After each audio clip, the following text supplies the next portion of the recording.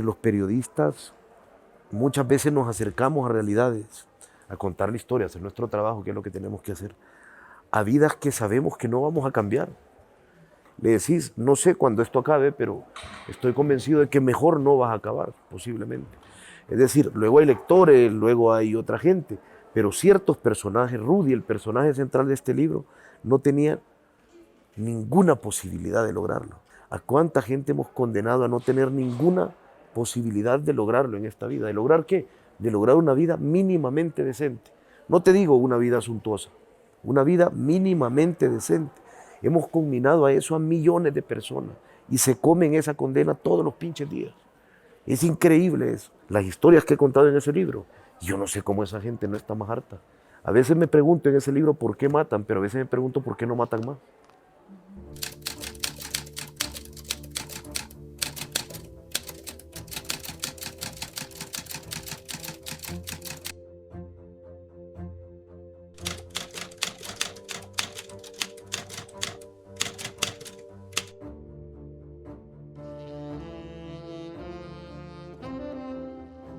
Óscar Martínez es un periodista salvadoreño, parte de la redacción de El Faro, hoy bajo el ataque del presidente Nayib Bukele. Un periodista multipremiado que ha cubierto como pocos la migración salvadoreña y la violencia que ha hecho de su país uno de los más peligrosos del mundo. Un autor que con su más reciente libro, Los muertos y el periodista, da un golpe de honestidad y se confiesa brutalmente la historia de 3 hermanos, 3 fuentes suyas que fueron asesinados. Ahora, para mí, este libro lo que relata, lo que pretende relatar es lo que yo sé del fondo del mundo que he cubierto. Es decir, lo que yo sé de esas vidas a las que culminamos a estar en el fondo del pozo todo el tiempo, todo el tiempo. Y no son el margen de las sociedades. En algunos países son el 30%, en otros el 40%. En Centroamérica, en algunos países más del 60%. La parte de la población que vive bajo las reglas del crimen, con ausencia de Estado, que tienen una economía de subsistencia, es decir, si trabajan, cenan y si no, nada. Entonces, en ese mundo, las reglas de la violencia, de lo que entendemos como una sociedad democrática, se han trastocado, se han transformado en otra cosa. Y a eso voy.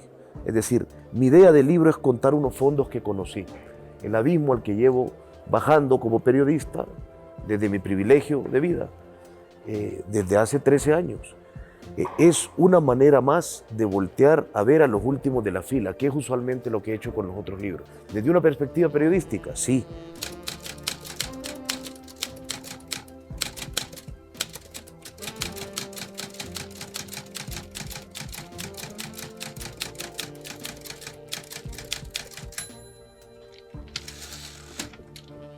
En este libro hay muertos y el autor nos lo advierte desde el principio, pero también hay confesiones, hay reclamos a sí mismo y hay dudas. Es el relato de un periodista que en medio de una brutal honestidad hilvana una serie de cuestionamientos y reflexiones sobre el quehacer periodístico y sus fracasos. Lo que el periodismo, de hecho, en América Latina tiene que hacer, y en sociedades como la centroamericana y la mexicana sin duda, es transformar a las sociedades, es democratizar a las sociedades, es ayudarles a comprender más profundamente la realidad que viven, para que tengan un análisis más complejo del que tienen. Y esto deje de ser unas vidas combinadas a no poder comprender ni decidir nada, y la democracia ejercida como alguien que mete un papel en una caja cada 5 años. Entonces, no, yo creo que el periodismo se debe a sus principios, y esos principios del periodismo en general son eso. El periodismo debe explicar complejidades, el periodismo debe desvelar, el periodismo debe dudar, el periodismo debe, en algún momento en América Latina, poner el ojo sobre los jodidos y sobre los jodedores. ¿Qué le pasa a una persona después de dedicar más de una década de su vida a contar la miseria, el miedo, la impunidad, la guerra en una región que se ha desarrollado entre la sangre y la pobreza? ¿Qué ve Óscar Martínez cuando se mira al espejo? Mira, pues ahí sí Mira, sí, este libro me obligó a revisarme a mí un poco, que es algo a lo que le he rehuido toda la vida. Y le sigo rehuyendo un poco, no creas. Hay algunas cosas que dejé escritas en ese libro que aún me dan vértigo. Me dije, ¿por qué escribí esto? Pero bueno, ahí está ya. Ahora, mira, yo me veo después de un tiempo, yo voy a seguir haciendo periodismo, de ninguna manera estoy pensando en dejarlo, pero evidentemente me veo mucho más frustrado. Es decir, la frustración ha sido una compañera constante en el camino del periodismo. Son sociedades que son rocas sólidas y horadarlas es bien complicado. Ver cambios después de un artículo, esperar que ocurra esa cadena milagrosa que todos los periodistas rezamos porque nos ocurra un día y que uno publique un artículo de denuncia, de corrupción, de visibilización, de violación de derechos humanos y la sociedad se encabrite y salga a las calles a hacer con esa información lo que esperas que las sociedades hagan, apropiarse de ella y utilizarlas como una herramienta para exigir cosas. Pero honestamente eso nunca pasa. No ocurre, no.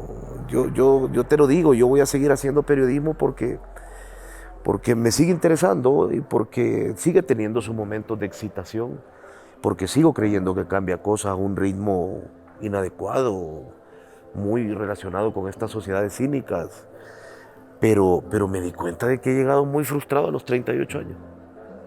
Los muertos y el periodista se suma a otros títulos de Martínez, como Los migrantes que no importan o El niño de Hollywood, que profundizan sobre la realidad centroamericana bajo el sello de uno de los medios más importantes de Iberoamérica, El Faro, un periódico digital que nació en 1998 y que hoy sufre el acoso gubernamental de un presidente como Bukele. Y cuando vives contando una realidad tan dura, ¿es válido preguntarnos cuándo parar? Primera parte de la respuesta te digo eso, es decir, en cada historia que estás siguiendo, la pregunta de cuándo parar es necesaria.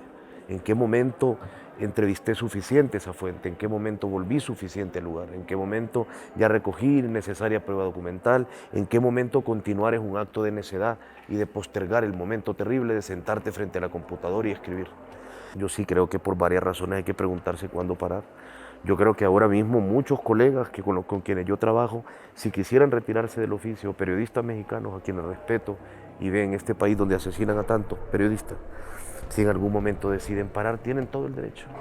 Si en algún momento deciden retirarse para cuidarse la salud mental, como a muchos colegas del periódico les pasa, que cada vez tienen más perforada la tranquilidad humana, la tranquilidad mental, por el acoso al que el gobierno nos ha sometido. Ya no se diga algunos colegas de Honduras que enfrentan unas situaciones terribles o colegas en Guatemala que están siendo acosados desde el Poder Judicial injustamente.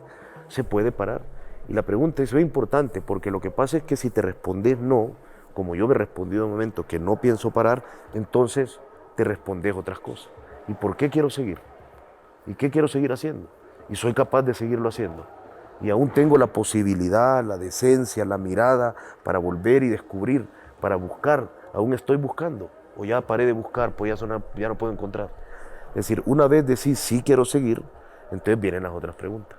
En 2020, El Salvador registró una tasa de homicidios de 21 personas por cada 100.000 habitantes. Y aunque es una de las más bajas de las que se tiene registro, sigue siendo una de las más altas de la región. En México, según el INEGI, en 2020, la tasa de homicidios era de 29 personas por cada 100.000 habitantes. Sin embargo, El Salvador tiene una población de un poco más de la mitad de quienes vivimos en Ciudad de México. La gente vive con la muerte alrededor todo el tiempo. La muerte es una posibilidad tajante todos los días. Es decir, el joven que no pertenece a pandillas, como la mayoría de jóvenes de esos barrios no pertenecen a pandillas, y todos los días va a su trabajo teniendo que abordar 3 autobuses diferentes para no pasar por una zona de pandilla contraria, es decir, asumiendo que hay una posibilidad, si se equivoca, de morir por nada. Por nada. Es decir, mira, hemos construido una sociedad sin sentido. No tiene ningún sentido esto. Yo lo veo al final de escribir ese libro. No tiene sentido que haya gente que viva así. No alguna gente, mucha gente. Municipios enteros en El Salvador. Regiones completas. Es decir, eso es una condena. O sea, la pobreza y el abandono estatal y la impunidad son unas condenas tan humillantes. Y tanta gente las vive en sus cuerpos todos los pinches días. Para contar la violencia de la forma tan extraordinaria en que lo hace Martínez, ¿hace falta tener dentro de nosotros un poco de violencia? ¿Soy alguien que piensa que la violencia es una posibilidad? Sí. Sí, tengo que ser honesto, lo he pensado. ¿Qué tipo de violencia? Eso depende. Es decir, yo creo que, si me decís históricamente, creo que los movimientos revolucionarios de Centroamérica fueron necesarios y justos. Tenían que levantarse contra esos. Yo creo que hay situaciones en las que para salir tenés que ejercer violencia, para defenderte, lo que sea, sí. Comprendo el mecanismo de cómo la violencia se integra en tu cuerpo y qué es lo que te genera también. Yo soy parte de una sociedad que no conoce la paz. nunca la hemos conocido. Yo nací en la guerra y fui adolescente durante la guerra y luego durante la posguerra, que fue una paz muy violenta. Viví entendiendo ese esquema, esa posibilidad, esa red de ese sentimientos y sensaciones. Y me es fácil comprenderlas en alguien. En Los Muertos y el Periodista, editorial Anagrama, Óscar desnuda sus dudas, pero también confiesa algunos errores de cobertura que a veces se atraviesan, por ejemplo, con el brutal asesinato de 3 hermanos, y nos pone de frente a una realidad que eriza la piel. Vivimos en una sociedad que no conoce la paz. ¿Somos capaces de construirla? Pero yo estoy convencido, después de haber visto lo poco que tengo de haber visto y de haber analizado lo que pasó antes con las clases políticas, que la única alternativa de nuestras sociedades en Centroamérica y en México está en la sociedad civil organizada. Ya la clase política nos se llevó todo lo que teníamos, ha construido estas sociedades como sociedades violentas, desiguales, polarizadas, excluyentes. Yo creo que mientras la sociedad civil tenga más poder, mientras más ocurran primaveras como la Chapina, aunque luego la desmantelaron, y la gente salga a las calles y entienda y empiece a acercar a los políticos, porque los políticos son como el ganado, si no los acercas se van al carajo. Entonces es necesario que la sociedad sea cada vez más fuerte. No sé exactamente de qué forma, ni tengo la ruta trazada del todo, pero sé que la sociedad civil es la clave. Ahora, eso es bien difícil en una sociedad donde todo el mundo se tiene que rebuscar por sobrevivir, ¿verdad? Sobrevivir es muy el verbo de esta región. Un muerto, 2, 20, 1000, impunidad, pobreza, migrantes abandonados por todos. Cada día una nueva historia de desolación. ¿Se vale escribir desde la rabia cuando nos toca contar sociedades de miseria? Todo periodístico te obliga a poder sustentar las cosas, mayormente estés enojado o no. Hay cosas que puedes decir y otras que no puedes decir. A mí me gustaría decir, porque lo sé, que tal persona es corrupta, pero si no tengo pruebas, por más enojado que esté con esa persona, pues da igual. Al final, esa es otra de las gracias del periodismo, que tus sentimientos le importan un carajo al oficio. Lo que vos querrás hacer, el periodismo no es de quereres, sino de poderes. ¿Qué podés hacer? ¿Qué podés demostrar? No es que querés demostrar. Yo sé, como lo digo en el libro, sé tantas más cosas de las que he publicado. Sé de tantos más corruptos y homicidios de los que he publicado. Porque no reuní los elementos del método para publicarlo. Pero luego yo creo que si en algún momento vos vas a escribir, por ejemplo, en una pieza narrativa, alguna párrafo que venga desde la rabia, como recordaré alguna crónica, supongo que hay unos párrafos maravillosos, muy rabiosos, en una crónica que se titula Yo violada, de Roberto Valencia, cuando cuenta la violación a la que sometieron tumultuariamente unos pandilleros a Magali, la personaje de la crónica. Yo creo que si vas a ser rabioso, déjalo claro, decilo al lector. O sea, el lenguaje nos provee de todas las palabras para poder decir al lector: dudé, me enojé, me enrabieté, en este momento perdí el control, tuve miedo. Todo lo puedes decir, simplemente decirlo. Es decir, yo si escribiera con rabia, si es que lo he hecho como en este libro, no pretendo esconderlo. No pretendo hacer un truco. ¿Y por qué le mentiría a alguien mi rabia? ¿Por qué le ocultaría a alguien que estoy rabioso por algo? Prefiero escribirlo, prefiero decirlo y luego, hombre, ya eso le gustará a alguna gente y a otra no. Pero yo lo sigo creyendo, el gran principio del periodismo sigue siendo la honestidad, no solo con las fuentes, también con los lectores. Para Óscar y otros colegas del Faro, el periodismo que hacen les ha costado incluso tener que abandonar su país y a sus familias, pero hay otros costos. Lo que más me perturba son algunos costos que han sufrido algunas fuentes. En primer lugar, Consuelo Hernández, que es una personaje de este libro. Consuelo Hernández, ella quiso hacerlo. Uno también tiene que respetar la voluntad de la fuente. Las fuentes no son seres sin agencia, ni poder, ni control de sus vidas, saben cosas. Lo único que hay que hacer es honestos para explicarles en qué proceso les vas a embarcar. Pero a mí me frustró mucho que Consuelo, después de un proceso de años de recibir amenazas por estar hablando con nosotros, para contar cómo escuchó cuando le atravesaron la cabeza a su hijo, tuviera que huir, la siguieran amenazando. Y después de eso, llegara a un juicio en el que perdió, a pesar de que un juez admitió que a su hijo lo asesinaron esos policías. Pero como la fiscalía no individualizó el tiro, todos sabemos que un gatillo no lo jalan 8 dedos. Entonces dejó ir a los 8 policías. Esa mujer se sentó ahí a ver cómo de esos 8 hombres que se levantaron, entre ellos iba el asesino de su hijo Denis, de 20 años. Y al final, después se quedó sin nada en las manos. Entonces, eso a mí me perturba. Y yo digo, no lo volvería a hacer. Entonces me retiro del oficio, pero qué jodido llegar a eso, a que eso ocurra. Y luego, finalmente, en segundo lugar, la gente que esté en tu entorno, tu familia, de alguna manera enfrenta unas consecuencias. Consuelo Hernández tuvo que huir después de llevar a proceso a los policías que mataron a su hijo y fueron absueltos. Los hermanos Rudy, Guito y Herbert fueron asesinados. Y Óscar se cuestiona qué tanto incide un periodista en la vida de las fuentes con las que se cruza. ¿Existe culpa después de 232 páginas? Le llevé 5 veces al trabajador de la organización que les quería sacar para que les insistiera.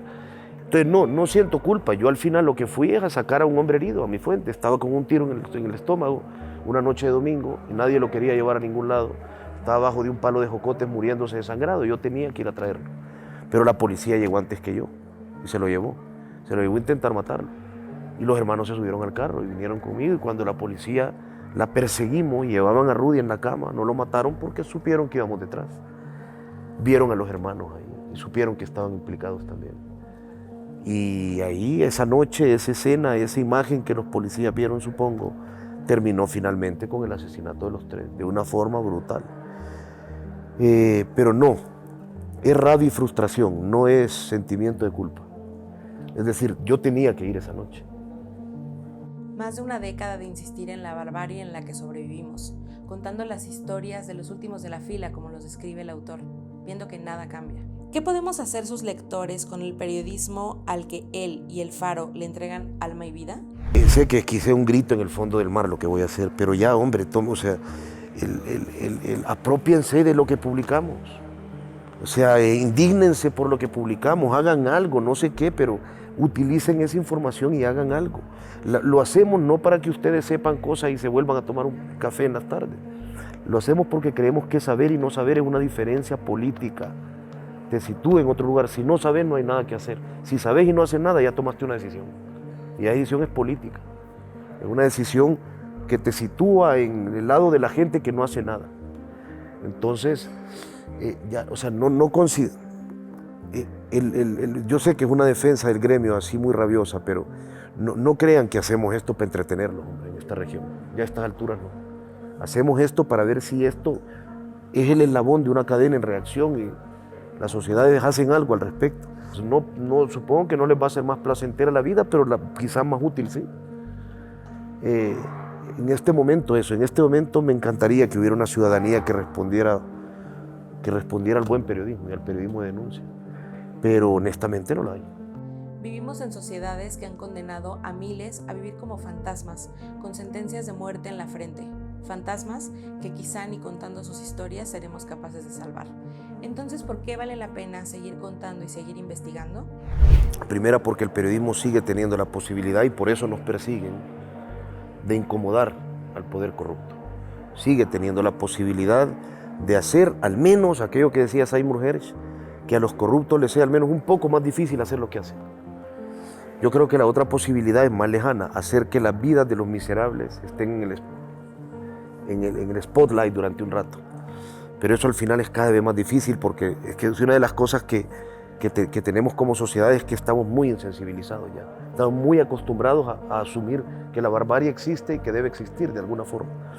Entonces, en primer lugar, por eso, porque el periodismo sigue teniendo la capacidad, y Centroamérica es una de las regiones que más lo ha demostrado, de descubrir, de desvelar, de demostrar la corrupción, de apuntar, de descifrar una masacre policial, de contar cómo, hemos contado cómo los últimos 5 expresidentes se robaron el dinero.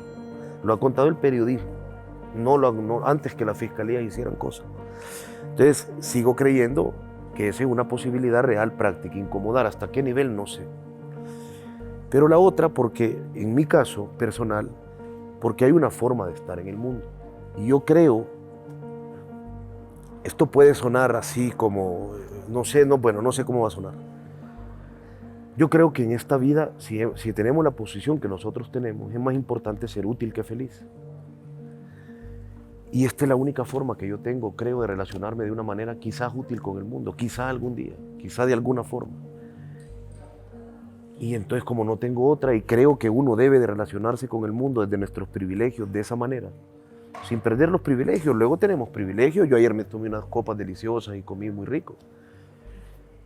Pero yo creo que es más importante ser útil que feliz. Así nos lo enseñaron. Y esta es la única manera que tengo de ejercerlo, de hacer el intento.